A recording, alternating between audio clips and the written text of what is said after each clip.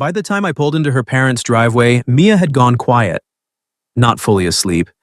Just that soft, heavy kind of silence drunk people fall into when the night has finally caught up with them. Her heels were off. One of them was on the floor by the passenger seat, the other somehow under my brake pedal.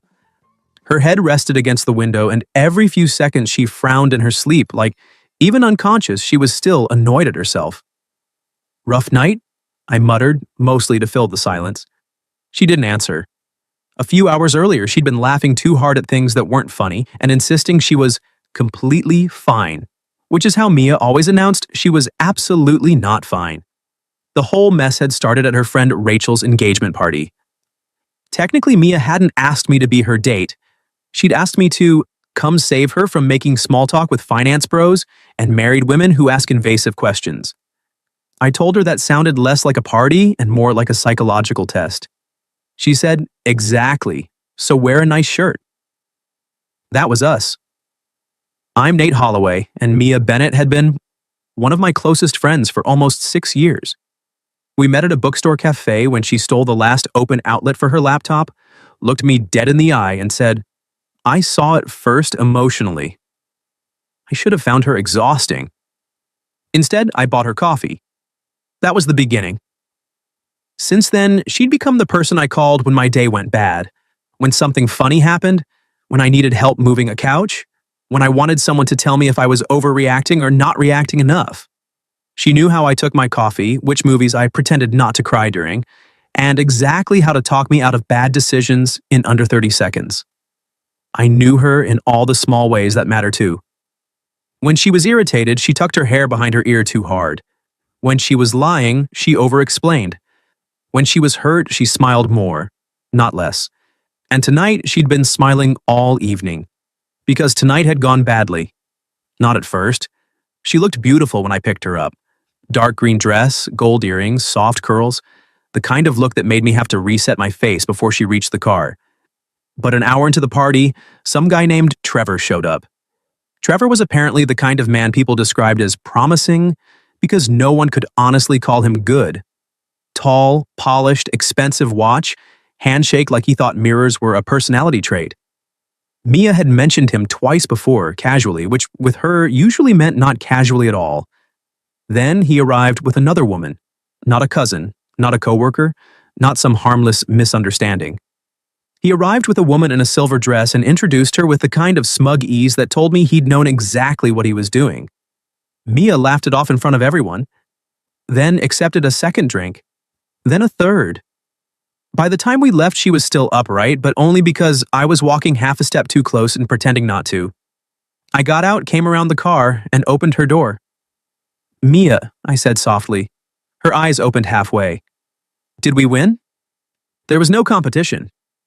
"There's always competition," she mumbled. That landed harder than it should have. I helped her out of the car and she leaned into me without thinking, one hand gripping my sleeve while I shut the door with the other. The porch light flicked on before we even reached the front steps. Her mom opened the door almost immediately. Susan Bennett took one look at her daughter draped against me, sighed with the deep weariness of a woman who had seen this emotional disaster coming from several zip codes away, and stepped aside. "Oh, honey," she said gently to Mia. Then her eyes shifted to me. And that was when she lowered her voice and said, almost like she was giving away a secret she was tired of keeping, "You're all she talks about." I actually stopped moving, not visibly, I hope, but enough that I felt it. Susan's face softened in that dangerous, knowing mom way. "I probably shouldn't have said that," she added. "No, I swallowed. "It's okay. I just didn't know what to do with that." Mia made a small sound against my shoulder. "Mom, I'm here, sweetheart." Susan reached out and brushed hair from her face, then looked back at me. "Can you help me get her upstairs? She'll sleep better in her own bed." "Yeah, of course." The walk upstairs felt strangely unreal. Mia's room was at the end of the hall, same as always. I'd been in this house 100 times, but somehow tonight everything felt sharper. The family photos on the wall, the quiet, the fact that Susan had just casually dropped a sentence into my life that was going to live there for a while. When we got to the room, I helped Mia sit on the edge of the bed. She blinked up at me, dazed, then squinted like she was trying to make sure I was real. Nate? Yeah. You came. That one simple sentence should not have hit me the way it did. I always do, I said. Her mouth curved faintly, sad and sleepy all at once. I know. Susan disappeared for a moment, probably to get water or aspirin, leaving the two of us alone in the soft yellow light of her room. Mia was still holding onto my wrist. I glanced down at her hand. You okay? She shook her head once. Honest. Immediate. Then she looked up at me with that loose, unguarded expression people only wear when they're too tired or too drunk to hide. And in a voice just above a whisper, she said, "That's the problem." I frowned. What is? Her fingers tightened around my wrist. You, she murmured, no one feels right after you. For a second, I thought I'd misheard her, not because the words were unclear, because they were. Drunk, sleepy, and devastatingly direct. No one feels right after you. Mia was still holding my wrist, looking up at me like the effort of keeping her eyes open was somehow easier than taking that sentence back. I crouched in front of her. Mia. She blinked once. You're drunk. That's not a correction. No, it's context. That got the faintest, saddest little smile out of her. Trevor brought that woman on purpose, she said. I didn't answer because yes, obviously he had, and because I suddenly understood that this conversation was no longer really about Trevor. Mia looked down at my hand still in hers. I hate that I cared. That part's human. I hate that I let him make me feel replaceable. Her voice thinned on the last word, like I was just some option he could circle back to if the better thing didn't work out. That did it. I didn't care about Trevor before. Now I actively disliked him. You were never that, I said quietly. Mia's eyes lifted to mine. You always say the right thing. No, I just say the obvious thing faster than other people. She laughed once through her nose, but the laugh didn't hold. Then she looked at me in that loose, honest way again and said, Do you know what the worst part is? I had a bad feeling I did. Tell me. I kept comparing him to you, she said, almost like she was confessing to a crime. The whole time. My brain stopped being useful. Mia went on anyway. Not on purpose at first, just stupid little things. She counted weakly on her fingers. How he texts, how he listens, how he laughs when people say mean things. Her mouth tightened. How he never once made me feel safe. Her mom came back and then with water and 2 aspirin, and the moment broke just enough for breathing to become possible again. Susan took one look at Mia's face, then mine, and seemed to understand she had interrupted something delicate. Here, she said, handing Mia the glass. Mia swallowed the aspirin obediently, which was how I knew she was really wrecked. Normally, she would have negotiated with the concept of medication for 10 minutes. Susan pulled the blanket down and gave me a gentle look. Would you mind staying a minute while I get her some tea? I nodded. Sure. When she left again, Mia leaned back against the pillows and closed her eyes. I should have left the conversation alone. That would have been smarter. Kinder, probably. But Mia had cracked something open, and now I needed to know whether this was grief talking, tequila talking, or something that had been alive long before tonight. So I asked carefully, Have you really been comparing people to me? Her eyes opened again, and even drunk she looked annoyed. That was not vague. Sorry. No, you're not. Fair. She stared at the ceiling for a second, and then she said, Do you know what it's like when someone becomes your normal? That hit harder than I expected. Because yes, I did know, I just had never planned to hear her say it first. When something good happens, she continued softly, you're the person I want to tell. When something goes wrong, you're the one I want near me. So then I go out with some man who seems fine on paper, and all I can think is, she shut her eyes again. He's not you, he doesn't feel like home. I went completely still. There are moments where you know with perfect clarity that the shape of your life has just changed. This was one of them. Mia, I said, and my voice came out rougher than I meant it to. She frowned faintly. I know, bad timing, terrible delivery, very humiliating. No. Her eyes opened again, and this time I didn't dodge. No, I repeated. Not humiliating. She searched my face through the haze of exhaustion and alcohol like she was trying to decide whether I was being kind or honest. Before she could ask, Susan came back in with tea, and all remaining privacy died immediately. Mia took one sip, made a face, and mumbled, "This tastes responsible." Susan sat on the edge of the bed and smoothed her hair back. "That's because it is." I stood then, mostly because if I stayed crouched there another minute, I was going to say something I wanted to say when she was sober enough to keep. "I should go," I said. Mia looked up too fast. "Don't." One word, barely louder than a breath, but it landed like a hand to the chest. Susan glanced between us and, with the terrifying efficiency of a mother who had clearly decided the truth was overdue, said, "You can stay downstairs for tea, Nate. I don't think either of us should leave her alone just yet." That was how, 20 minutes later, I ended up in the Bennett kitchen at nearly 1 in the morning with Susan across from me and Mia finally asleep upstairs. Susan wrapped both hands around her mug and said, without preamble, "She's been in love with you for over a year." I looked at her. She held my gaze steadily. "And before you panic, I am not asking for a speech. I'm asking whether I should be worried my daughter just embarrassed herself beyond repair." I set my cup down carefully. Then I told her the truth. "No," I said. "You should be worried that I've been trying very hard not to tell her the same thing." Susan leaned back in her chair, shut her eyes for half a second, and whispered, "Thank God." Susan opened her eyes again and looked at me like she was checking whether I meant that or was just being kind to a drunk girl and a worried mother at 1 in the morning. "I'm not joking," I said quietly. "I know," she said. That startled me. She smiled a little into her tea. "Nathan, I'm her mother. I know what she looks like when she talks about a man she's trying not to want." Then she gave me a look over the rim of the mug. "And I know what a man looks like when he's been showing up for my daughter like it's instinct." I looked down at the table, because there wasn't much to say to that. The Bennett kitchen had always felt warm at night. Soft under-cabinet light, the old clock above the pantry, rain finally slowing outside. I'd sat at this table 100 times for pizza, birthdays, and family noise. But tonight the whole room felt rearranged, not physically, just morally. Like the truth had walked in and pulled up a chair. Susan traced one finger along the handle of her mug. She's dated good-looking men. Funny men. Men with nice jobs and expensive shoes and no idea how to hold her heart without bruising it. Her eyes lifted to mine.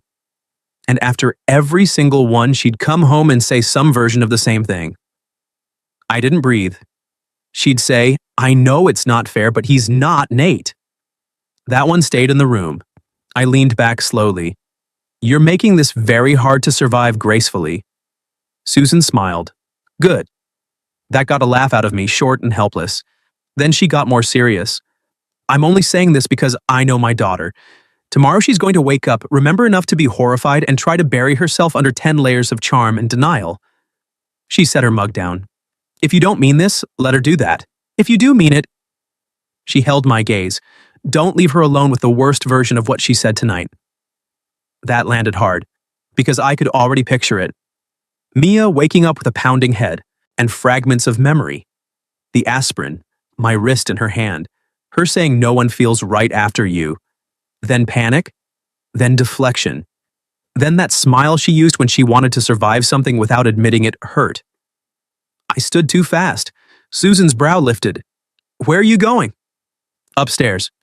That almost made her laugh. "I said tomorrow." "I know." I dragged a hand through my hair. "But if she wakes up in the middle of the night and thinks I left because of what she said..." Susan pointed toward the hall. "Guest room. 2 doors down from hers. Stay there. Be visible in the morning, don't be dramatic." That last one feels controlling. I raised daughters, I earned it. Fair. 5 minutes later, I was in the guest room staring at the ceiling, fully dressed, shoes off, pulse nowhere near sleep. The house had gone quiet, but not the kind of quiet that calms you. The kind that gives every thought room to pace. I thought about the first time Mia fell asleep in my car after a bad day and reached for my sleeve in her sleep like she needed to make sure I was still there. I thought about the time I had the flu and woke up to soup on my stove and her cursing at my microwave. I thought about every man she dated that I'd pretended not to judge. And I thought about how easy it would have been to misread tonight if I'd been weaker, more selfish, or just dumber. But it didn't feel like drunken nonsense. It felt like something exhausted enough to finally stop hiding. Sometime after 2, I heard soft footsteps in the hallway, then a pause outside my door, a light knock. I got up immediately and opened it. Mia was standing there in an oversized sleep shirt, barefoot, hair a mess, face pale with sleep and embarrassment. For 1 second, we just looked at each other. Then she said, "Please tell me I didn't confess my entire emotional history to you and then make my mother serve as witness." I stared at her.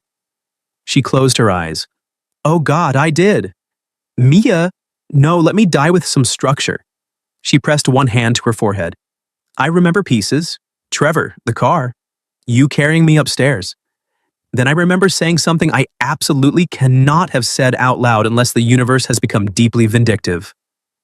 I should have answered gently. I did. You said a few things." She made the smallest, most wounded sound. That is not a merciful sentence. I stepped into the hallway and closed the door behind me so we wouldn't wake the whole house. Mia looked up at me with that same unguarded misery I'd seen earlier, only now it was sober. Worse somehow. Then she whispered, "Did I ruin us?" And just like that, every safe answer disappeared. "No," I said. Mia searched my face like she was afraid I'd say more and make it worse. So I did. "You didn't ruin us," I said quietly. "You just said the part we've both been trying not to say first." That changed her expression. Not into relief. Into something shakier than that. Hope, maybe, trying very hard not to trust itself too fast. She folded her arms over herself. "That sounds dangerously close to a good answer." "It is a good answer." Mia looked down at the hallway runner, then back up. "Nate, I was drunk." "You were, but you were also honest." "That is not helping my dignity." "I'm not trying to help your dignity." A weak, disbelieving laugh escaped her. "What are you trying to help?" I stepped a little closer, not enough to crowd her, just enough to make it clear I wasn't retreating. "You," I said. "The part of you that's probably been awake for 10 minutes, convincing itself I left because I didn't know what to do with what you said." Her eyes widened just slightly, because that was exactly what she'd been thinking. "Mia," I said softer now, "I stayed." That landed. Hard. She looked past me at the guest room door, then back at me, and I saw the exact second that detail settled in her chest. "You stayed," she repeated. "Yeah." "Why?"